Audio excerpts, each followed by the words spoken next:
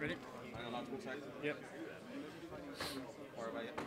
Leon, first of all, how does it feel to be here? There was a lot of heat at that press conference in London. Has everything settled down now that you and Darren are standing so close together? Is it all good today? Yeah, it's all good today. I'm focused 100% on Gunnar Nelson. The press conference was a bit of banter. Gunnar wasn't there, so I thought let's go back and forth with him. But now I'm 100% focused on the task at hand, and I got a very tough fight ahead of me in Gunnar Nelson. You know what I mean? So I'm looking forward to Saturday night. I got to ask you how it feels, because from that press conference, we all thought it was pretty much set in stone that the winner of Leon and Gunnar would fight the winner of Till and Masvidal. That was what was floated at that press conference. Now Ben Askren has showed up. What do you think of his involvement, and do you feel he has a right to take on one of those guys, the winner of Saturday night's main event? Not really. I don't understand why he's there. He got like a weird, dodgy win over Robbie Lawler the other day, and now he's flying over here with his curly hair to come talk shit. So I don't understand what's happening. I feel the winner of the main event is 100% should be my fight in the summertime, and after being Gunnar Nelson, I will push for that fight, and I think you should rematch Robert Lawler first before you even consider fighting no one else. So that's my. Do you realise how important now it is to sort of put yourself in that shot window? Obviously, you know, you got engaged with Darren, you've been a bit more vocal, I think, in the last couple of fights. Yeah, I don't feel winning is enough no more in the UFC. As back in the day, you could win a fight and then you get to you want to get to. You know what I mean? There's not many men in the welterweight division that's on a 6-fight win streak, and to be on a 6-fight win streak and I'm still fighting Gunnar Nelson. He's a big name, but I feel I deserve some higher ranked. But I'll go out there and I'll prove my case again once more, and I would love to get my rematch against Usman, the now champion. He was the last person to beat me, and now he's the champion. It'd be good to get that rematch end of the year. Does the Darren Till fight make the most sense, even if Jorge wins? It's England versus England. Do you think it just sort of, you're talking, no? No, if he loses, no. I think if he loses, I'm not interested one bit. So if he wins, then yeah. If not, then. So the England versus England thing doesn't really sort of excite you? Because he was talking shit about Birmingham, he's from Liverpool, a place that's easy to talk shit about. So I was wondering if that thing. The biggest shit there is, but it is what it is. Not really. If he loses, I'm not interested one bit. You know what I mean? I just want the winner of the main event.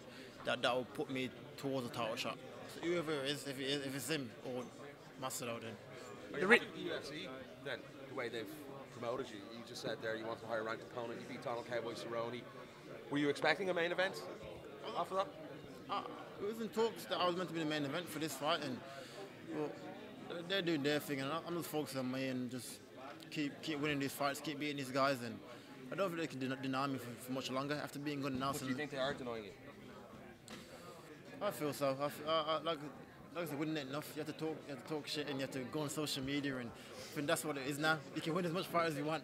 They won't push you. You know what I mean? So I think I'm proving that case as well. So I feel I need to talk more shit and go on social media probably. I don't know. I gotta ask you about a clip I saw just in the lead up. I think it was from the UFC's social page. There was a clip of you talking about, you know, how MMA had kind of prevented you from going down the kind of road of gang lifestyle. Like, was that a big reality for you in your teenage years? And do you feel like the sport has taken you away from that? Yeah, 100%. Growing up in like where I grew up in Birmingham, it was a massive gang culture. It was like two gangs, like one called Burger Bar, one called Johnson's. There's like the biggest gangs in Birmingham back then when I was growing up, and it was easy for me to. All my friends was in the gang. I was hanging around. I was getting into trouble, and I got a little brother as well, Fabian. That also fights. He was following my footsteps, and he was getting into trouble as well. And so one day, my mum brought me up to the gym in Erdington, started building a gym in my area, and if she brought me there just to keep me from hanging around with my friends, basically. And, so I went to the gym, and I just stuck to it. I stuck to it. My brother followed me, and then now here we are. We're both doing something positive, and it's good to see, and it feels good. Like, I mean, do you see the traps of what could have been when you see that group of friends? Maybe some of these guys that were involved in the gang. Like, are you thankful for what's happened with your life? Very, very, very thankful, and most of them now, some of them growing up with my best friends, and because I've chosen this life, I couldn't hang around so much, so I kind of grew apart. But some of them in prison, some of them stabbings and stuff like that. You know what I mean? So it is what it is, and we're now here, and I'm living positive, and I'm doing very well for my family and myself, and it's good to see. You mentioned the guys, your brother obviously, phenomenal talent, you know, Tom Breeze, the guys that are coming out of that area of Birmingham. it's really exciting times, I feel, for that region and those guys that are coming up together. Yeah, definitely. I think in the UK everyone got like their little time. I think back in the day it was like Nottingham, it was like Dan Hardy and all them lot, and then Rough that's Rough House, and then London at the time, London Shoot and people like that. And now I think it's our time now. Like I said, got good fights from there. Tom Breeze, my brother, Yannick. There's loads of people that get good working, and it's a good era to be in now. Speaking of Tom some lessons in talking trash, because he doesn't seem to like to do an awful lot of that. Was he here today? No, of course not. No. Tom just does his thing. And we laugh about it all the time in the gym. He just does his own thing, like literally just in his own world. But it's funny. He's such a good fighter as well. Speaking of fighters from Birmingham, what about the guy who attacked Jack Grealish on the pitch? Are you a Birmingham City fan? Please don't leave me in the air now. I don't really watch football, but it was funny. It was weird because I don't know why he planned to get out of running. He didn't even land the punch clean. It's like a weird punch, and now I think like 14 weeks in prison or something stupid. So then everyone posted the dressing online, and it's weird. Back to the main event. It's a great fight, great matchup as well.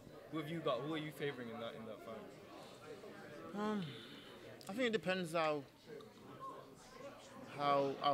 both men fight. I think if Masvidal comes in and try to be emotional or let's have us tear up, I probably favour Darren Till over it, being the bigger man. But if I had to put money on it, I'd probably go edge Darren Till in the win. But Masvidal is good. It just depends how he comes out and fight. If he uses his techniques, I think he beats Darren Till. If he's wrestling and he's striking.